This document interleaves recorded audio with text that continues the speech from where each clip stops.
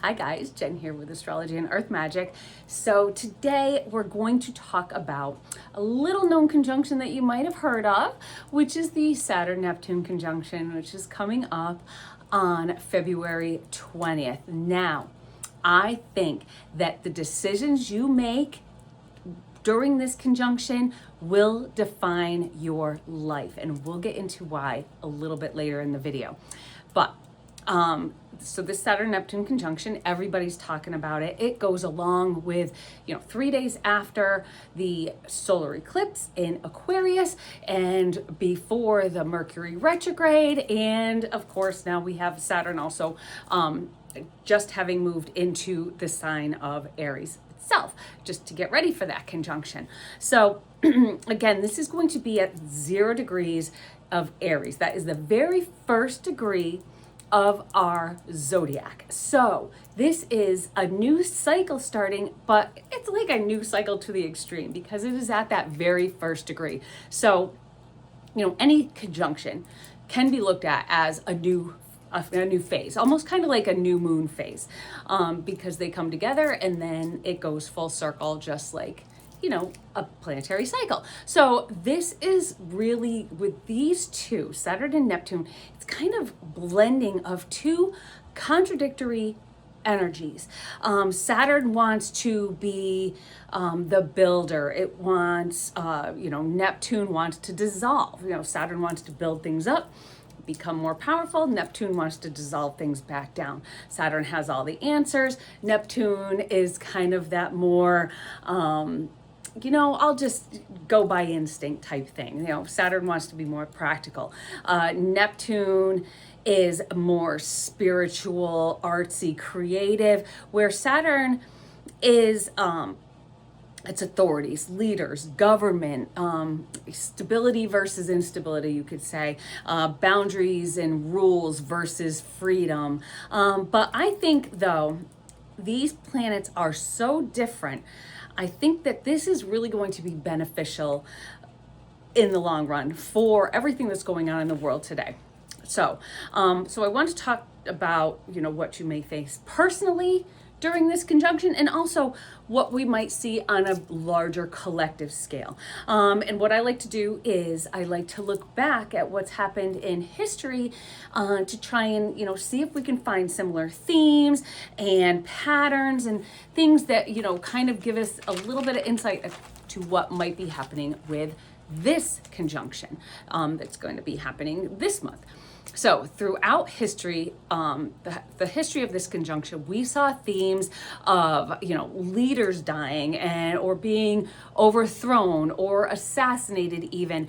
We also saw the rise of new leaders, new types of governments. Even we see changes in geography, changes in, the borders of countries, with land purchases and treaties and walls and borders coming down, and things to do with religion and alternative thinking, alternative belief systems as well. Most recently, we had this conjunction on March 3, 1989. So this is the one I'm going to talk about when it comes to just some learned experience that I had with this conjunction and what it might mean this time around and what it might mean for all of us out there. So we most recently had this conjunction on March 3rd, 1989. So if you've, been around a while, you might have gone through this. This was at 11 degrees of the sign of Capricorn.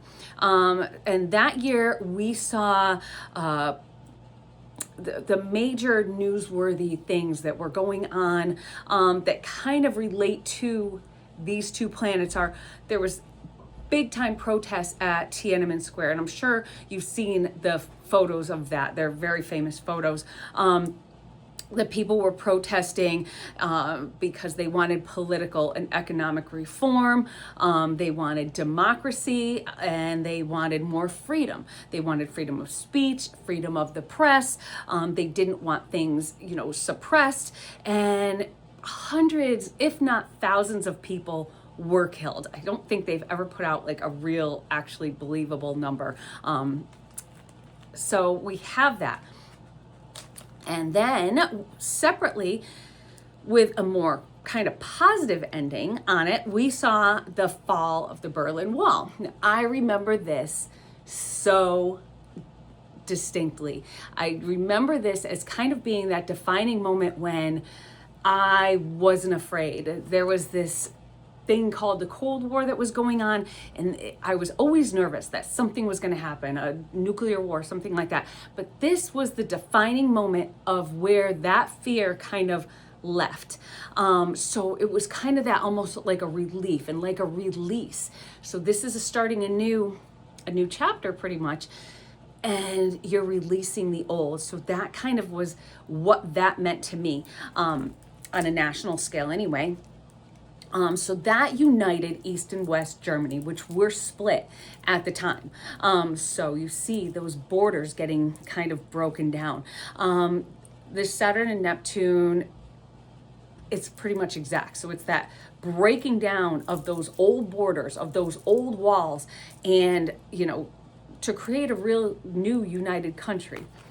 Very interesting, if you look at what's going on in today's society. So the United States also invades Panama. Like all these things, it almost spells out what's happening in the build up to this conjunction when you really think about it. So the U.S. invaded Panama to take down Manuel Noriega. If you've never heard of him, he was a corrupt dictator that I think refused to leave power when the United States did this in order to restore democracy in Panama. So that's that Saturn Neptune taking down of those, of authority, of government, and to rebuild a newer and freer country. Sound familiar? We'll get into that. So last really notable thing I found, and this is very Neptune-y, the book The Satanic Verses by Salman Rushdie was published.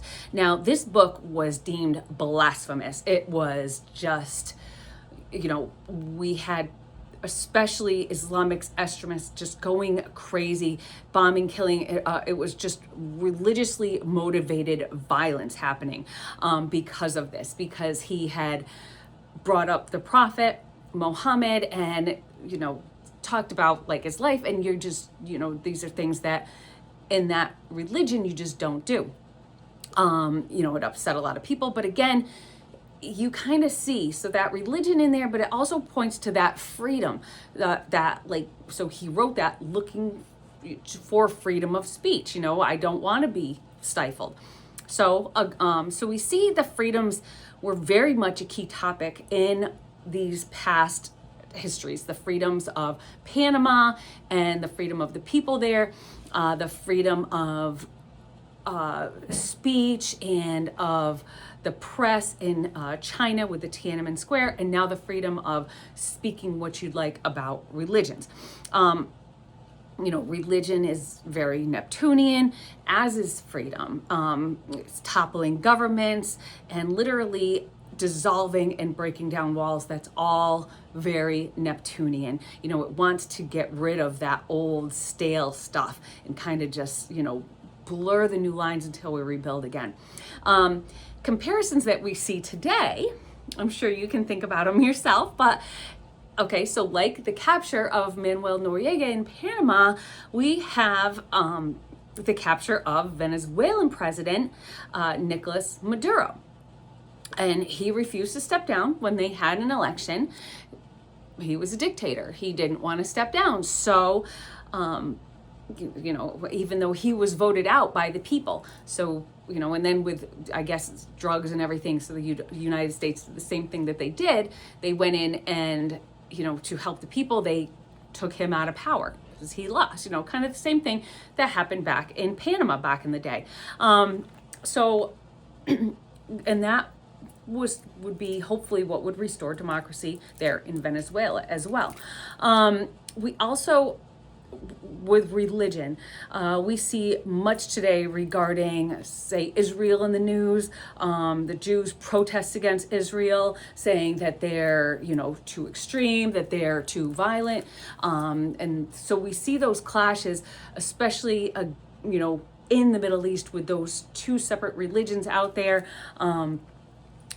people just really standing out and saying negative things about religion just in general, and saying, people are sheep and don't fall into these religion things. So you see a lot of, people almost trying to stifle religion because maybe they don't agree with it. They don't agree with, everything that it's all about. We also see protests like that communist in China with the thousands that have been killed in Iran because the protests are going on there. So many of these themes are very similar. So they're trying to have their freedoms there in Iran, and yet the government is not allowing it, and they're, thousands have been killed. So I don't think that we even have another one where we don't have a certain number. This is communist, and they only put out what they want to put out. Also, like the fall of the Berlin Wall, which was a more, a civil division, hopefully we'll see this, because we see so much with this political and social division, and it's not just here in the United States, it's everywhere around the world, but a lot here in the United States. If you're not one way, you're the other way, and if you're the other way, I can't stand you, and then if you're this, you're a horrible person, you're a fascist, you're socialist, you're communist, whatever. It's the pointing fingers and the anything it is, it's wrong. So there's so much division here, and so hopefully with this conjunction, we'll see, just like the Berlin Wall came on and that country reunited, we'll see that as a country reunited also. So going back even further into the Saturn-Neptune conjunction before 1989, we had one in 1952 and 1953. So this was in the sign of Libra. So it's still a cardinal sign, but it's very kind of different feel than Capricorn. Capricorn's that more serious. This is more kind of about fair and balance. And so the first thing that I found that was very Libra that happened during this conjunction, we saw in 1952, the Korean War was going on, and my grandfather actually fought in that war. And at that time in 1952, there were negotiations going on to end the war, and they actually stalled. And then the war ended in 1953. And so you see with Libra is about negotiating. It's about kind of being that mediator. If you're going through a divorce, you could get a mediator to kind of, so I'm going to listen to both sides. So we also saw the death of King George, and it made the way for Queen Elizabeth to take the throne in England. And this is huge because in the sign of Libra, ruled by Venus, which is a very feminine sign, even though Libra is a masculine sign, so they say, but that feminine Venus just kind of really points out, like, okay, so, we have this king that's going, but now the queen's going to take over, and she's pretty much in power for a long time after that. Two of these almost. So total change of rulership, Saturnian, again, fall of a matriarch, you see, actually patriarch, of a monarch, not matriarch. I'm sorry about that. So finally, as far as border and land acquisitions go, now Puerto Rico back then actually becomes one of the part of the U.S. Commonwealth, and it also draws up its own declaration. So it has its it becomes a part of the United States. So it's not necessarily, the same as just adding on another state, but it's still a part of the United States. So you can see where, that land acquisition comes in, and it kind of becomes something else. So you see those blending of those borders there. And it's, again, similar to even before that, 1917, the conjunction that happened that year, the U.S. purchases the Virgin Islands. So it's again, not part of the United States. It's not like another state, but it is an extension of the United States. And so now, look at what's happening nowadays. We have the US looking to buy Greenland, and people are going just crazy. Like, this is insane. And, DT, he's lost his mind, and blah, blah, blah. But it has happened during these conjunctions 2 times in the past, at least, that, I'm only going back to, like the 1800s, but during these conjunctions, you kind of broaden so it might not become like, again, another state, but it might become a territory of the United States, just kind of broadening the reach of the US. So I think that is going to play a major role in this. I think it's going to have that acquisition of Greenland. We also had, going back even further, we had, as far as land purchasing goes, that actually was in the continental U.S. The Oregon Trail Treaty was signed, and that was the 1846 conjunction. So that's even further back. So we see this almost every conjunction in the last few, that land is acquired by the United States. We had the Mexican-American War during the 1846 conjunction as well, which fought over the borders and territories at the Texas and Mexico border. And of course, we see how that, with the Alamo and everything, how that ended up working out. We see this is a big time for land acquisitions where borders and where, I guess, who owns becomes changed over. So I think that, again, Greenland's going to play a major role in this conjunction. So maybe the next conjunction, they'll be talking about this one.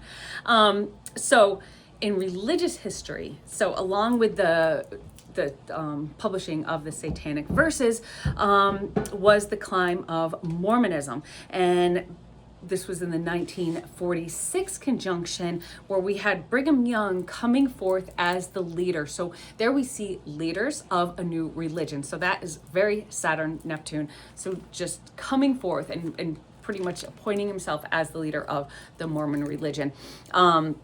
We also saw a literal government building being fluid, going from the White House, that's that Saturn structure and government, but it moved from Philly to DC. It didn't physically move it, but in essence, they moved the main White House from Philly to Washington, D.C. So that's Neptune showing that movement, showing that fluidity, and Saturn showing that structure.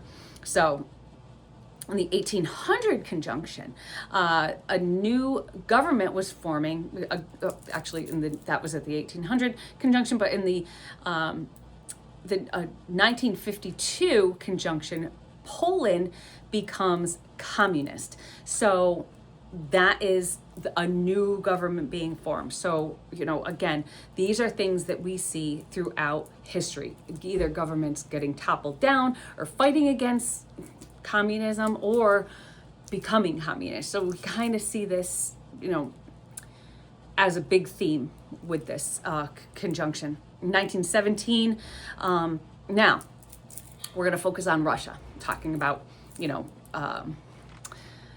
communism, and think about everything that's going on with Russia right now. So in 1917, the conjunction saw the Russian Revolution. So again, trying to overthrow and revolt against the government.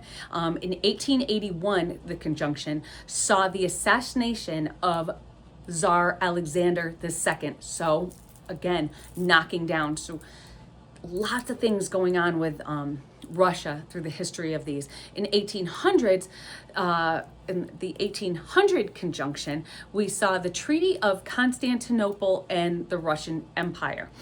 So again, that is, coming together maybe, or to make an agreement on something. And then in the 1953 conjunction, we saw the death of Stalin. So what will this conjunction bring? Is Putin going to be like dethroned, killed, overthrown, or will there be maybe a peace treaty signed?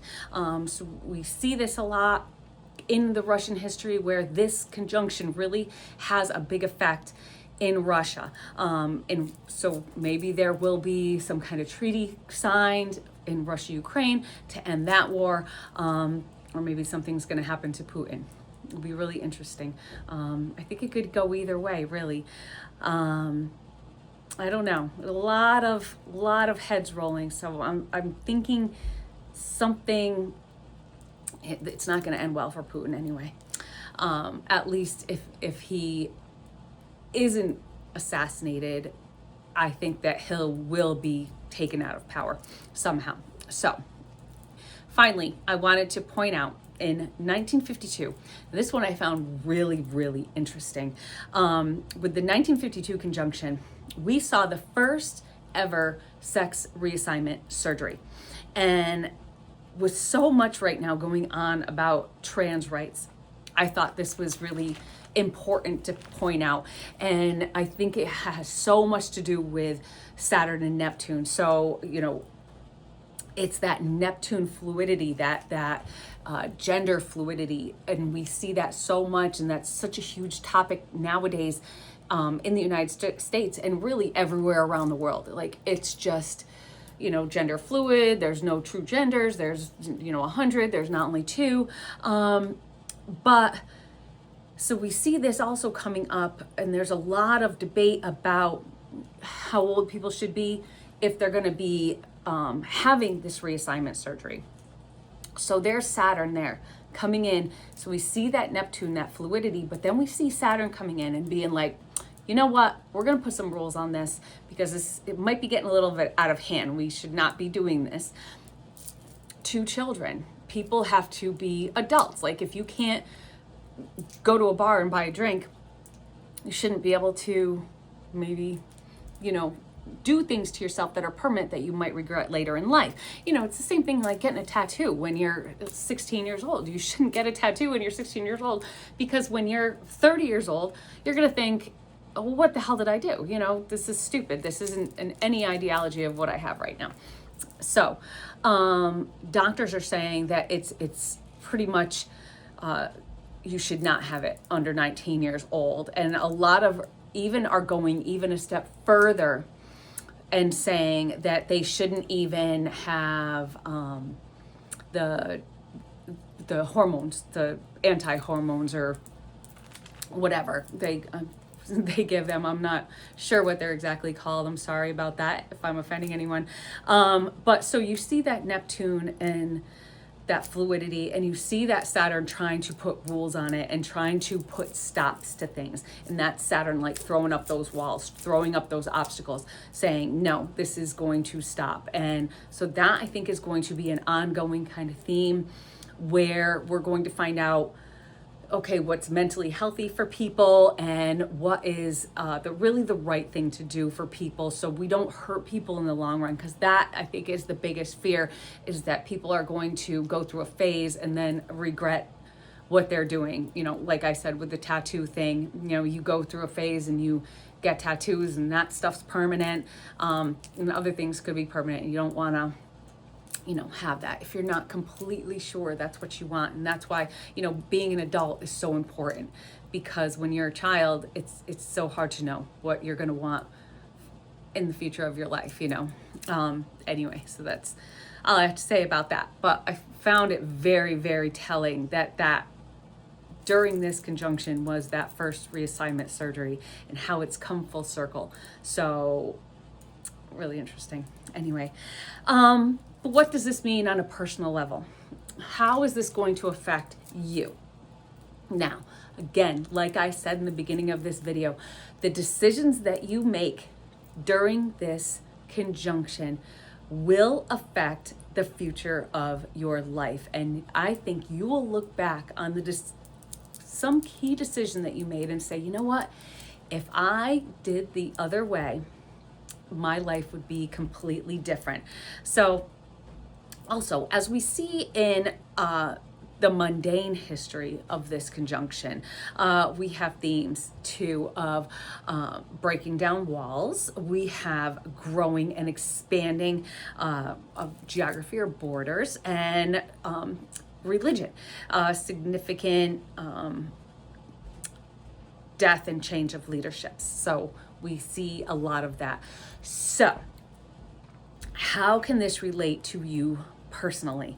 Well, as far as walls coming down, I think that that is more of a subconscious wall, or, you know, walls that you've put up as almost protection against yourself from everything else that's going on in the world. And this is a theme that's, you know, tearing down those walls, I think, is a theme that's so needed in this culture today, because everybody, like I said, is so, it's either you're on this side of the wall or you're on that side of the wall, and there's really no in between. You know, no one is hovering in the middle, and if you are, then you're just like an outlier. So, you know, think about the walls that you've put up, and now you can work to break them down, to maybe, you know, expand your subconsciousness, to expand your mind, to open up your social circle, to open and expand your tolerance of those that you may not agree with. But maybe you can still be tolerant and maybe try to listen to them with compassion and hear another side, even if you don't completely agree with it, which you don't. And that's the whole part of debates. And it's never been so polarizing in the past when there would be these debates. It's just gotten like this in the last, I would say, 10 years. It's been just so polarizing. You're either one way or another. So hopefully we'll break down those walls. And like in Germany, back in 1952, 53, or 1989, we'll break down those walls and we'll unite as a country, as a nation, as a collective earth. Also religion, I think, perhaps in the way of acceptance. Again, I see so many videos where people just talk shit about religion. Sorry, it's just say shit, but you know, it's like saying, you know, people that are religious are very, you know, that's what they're into. That's what makes them feel good. That's what makes them feel accountable. And sometimes people need that. Sometimes people don't. A lot of people don't need that. You know, some people are good and they're just atheists and they don't care. But people that insult another person's religion and say like, oh, religions are stupid and blah, blah, blah. Why is that something that you need to do to insult people? It's like saying like, you know, if you don't, you know, if you're a runner instead of a swimmer, then you're stupid, because running's stupid, but swimming's great. It's kind of, I mean, totally a different thing. But what I'm saying is just like, why do you feel the need to pretty much shit all over something that makes somebody else feel good, it makes somebody else feel accountable, and it gives somebody that faith and that just that comfort.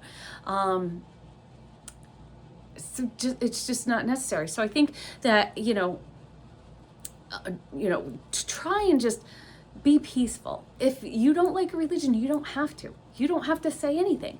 I know you have freedom of speech, but you also want to take into account, even with freedoms of things like speech and going on the internet and being like an internet troll, you still have to take people's,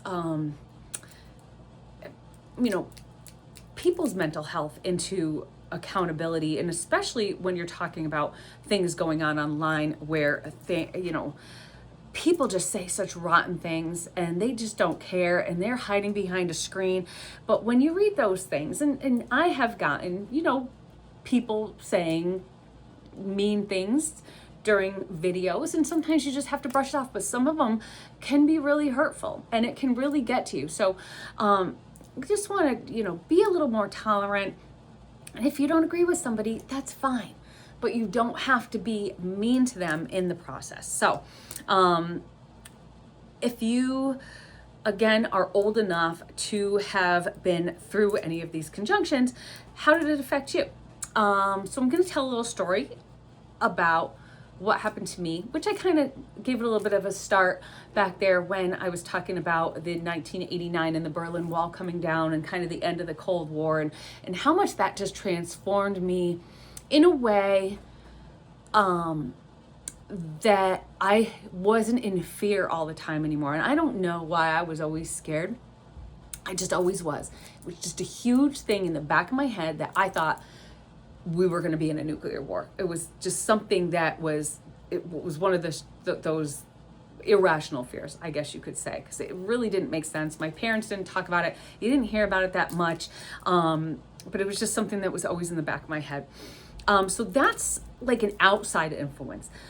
So with this on a more personal level, so you have those outside influences, but I think that you also have personal influences and inside influences that you have to work out in your own mind with that Saturn, with your maturity, and with that Neptune kind of like keeping an open mind, but being mature, being practical, but also being giving enough and being willing to sacrifice in order to move on, I guess you could say. So again, little story about adding to that story. So you may be facing a huge decision, a decision that whichever way you choose can be really the catalyst of how your future is going to look.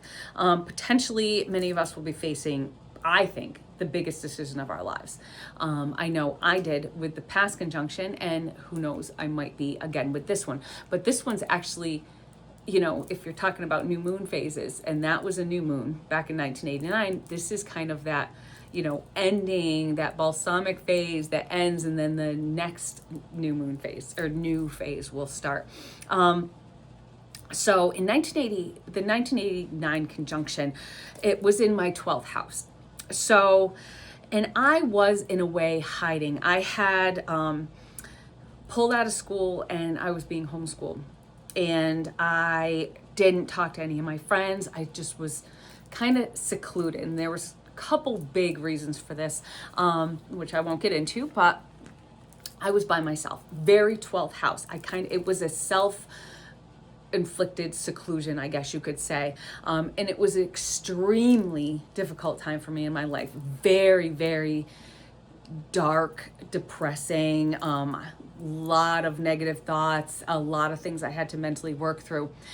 So when the conjunction of 1989, it was in March, and there was it was 2 degrees from being exact and this was 24 hours before the new moon in Aquarius. So we had the conjunction being exact in pretty much about like a month, I think it was, after this, and the new moon in Aquarius was 24 hours and to go, and I had to make the hardest decision that I ever had to make in my life.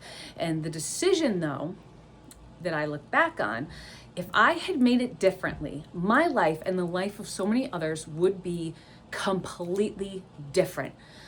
So again, your mind, if you keep your mind open, no matter how hard, it is going to be the decision that deep inside you have to make. If you make it with a lot of deep and reflection, deep inner reflection, but also a lot of maturity. Because I know that if I made a different decision, I would not have had my children. I probably would have not been with my ex-husband, so I wouldn't have had my 2 children. And then I would not have my granddaughter, because if they didn't exist, she wouldn't exist. So if I had not made that decision, there'd be 3 lives that wouldn't even be lives really right now. So I know deep down inside, it was the right decision for me in my life. It was an extremely hard decision. And now with this coming back around, I'll be interested to see if themes will be similar, or the decision that I made back then, is that going to kind of be like a full circle. So it'll be really interesting. I'm not going to get into it any more than that, but just a little interesting fact. So I had that profound way of just feeling at peace and at calm when, like the Berlin Wall, and because I thought the Cold War ended. So that was that ending of that cycle, the Cold War ending, plus the ending of another cycle, pretty much the cycle of me being young. I was still pretty young. I was only 16 years old at this time. But after that, I was an adult. I was mature. I thought differently than all my friends. And a lot had to do with that decision. Anyway, a lot of this can really change you on a profound level. So you want to keep that open mind and be ready for those big decisions to come along, and really just, you want to, again, like I said, deep introspection, but deep maturity as well. So this, along with the eclipse that's coming up 3 days later, can really even like twofold make that last one be way more extreme, because that one just had a regular new moon. This one has an eclipse right before it. So a little different energy. So look for those unexpected opportunities to come up. Look for those open doors. That's just like, maybe I'm going to do this. And maybe, it would be time to take that leap that can really just change your life. It can be a decision that can be excruciatingly difficult. But again, I think that whatever this decision is will change your life. Whatever door you choose, kind of like those choose your own adventure books, if you're old enough to remember those, where, okay, if you choose this, go to page this. If you choose this one, go to page this. And this one, you're dead. And then this one, you're, have something, a new adventure starting. So, not that I'm saying if you make the wrong decision, you'll be dead, but maybe to the extreme, maybe it will for some people. Anyway, but again, like I said, this will be very hard, I think, but it will also be so necessary, because this is, I think, that decision that is going to be that one that propels you to the destiny that you're put on this earth for in this lifetime. So again, look for that open door, look for that hard decision, and now that opportunity that can come up, that new opportunity that that's just going to be like kind of floating there, almost just kind of handed to you, no matter what it could be. It might look not like an opportunity that could be good. It could be totally terrifying, could be a horrible, but again, look at it and look at how it can affect your life for the rest of your life. So it's really like, are you going to grab that brass ring? Are you going to reach out and grab it? Because we do also have Venus in conjunction with the North Node. So that North Node, and that is with with all your love, with all your heart, are you going to reach out and grab it, even if that ring has you dangling over a pool of hungry sharks? Because that's the way it could really feel at times for you. So I would love to hear what you guys think in the comments, and I hope that you leave a comment, and please subscribe. Lots of fun stuff coming up. We have Mercury retrograde coming up too. Don't forget about that one. Like, that doesn't seem like much, but I think that's going to just be even more. And I think that Mercury retrograde, along with this huge change, I think that's going back, that's getting more information. I think that's going to be so Epstein files, who knows what, but I think the Mercury retrograde is going to just add that much more of a layer to all of these layers, like Saturn, Neptune, and Aries, then the conjunction, or first the eclipse, the conjunction, the Mercury retrograde. I think it's all going to work together as a blending thing to have us learn, to have us gain information so that we can all grow. So I hope you all go forward today with peace in your minds, positivity in your words, and love in your heart, because that is only the way that we can be united together. So again, please subscribe, hit that notification bell. Lots of interesting stuff coming up, and I hope that we can see through all of this new adventure together. I'll see you soon. Bye.